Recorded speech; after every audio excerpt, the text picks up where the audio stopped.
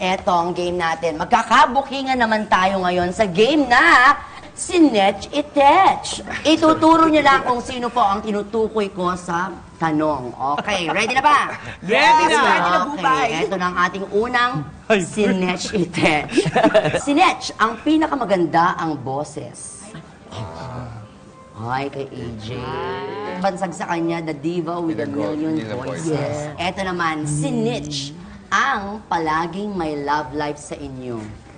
Lalalala, ay, ang ganda.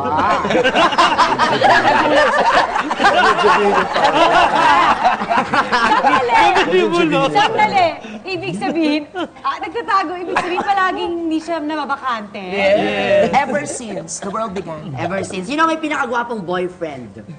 Ay, siya din. Kayo ba ganyan? Pag may mga boyfriend yung isa sa pinapakilala nyo, o deadmahan na lang kayo, parang, dala ko to ha, automatic, alam niya na. Napakilala, no? Pero kapag nakaramdam kami na may konting pang-aahas, hindi talaga. Kasi hindi ba iwasan? Ako kasi siya alam nila dahil 16 years na kami. Ay, ang tagal. Kasi ganito yun. Ay, mahaba na naman yan. Bilang umiiyak na si Nora, sino ang palaging bigo sa pag-ibig? Ay, si AJ. Kaya natuto siyang kumanta na nanggagaling sa puso kasi doon siya humuhuwa. Kaya ngayon siya love life pagdating ng panahon. Ano yung pinaka-memorable na ibinigay ng boyfriend nyo sa iyo? Yung mapapawaw talaga. Wow, gagano. Kasi kahit anong ibigay niya para sa akin mahalaga kahit gaano kalate ito. Wow! Alam na! Sige na nga! Kasi senior girl, Nora.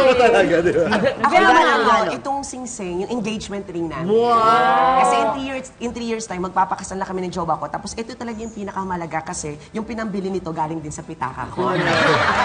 Sobrang mahalaga to sa akin. At least proud ka na galing din least sa'yo. binigyan Paano siya sa wisha? Sama ng loob. Yung boyfriend ka ngayon? Wala na kami. Feel it! Time tsaka patience. Yun ang pinaka-important. Because I'm not a very, likable person. May mga moods tayong lahat. Mamu! Yung promise. Wow. Ay, si Ate Luz! Ikaw yan, ano yung Katawan niya.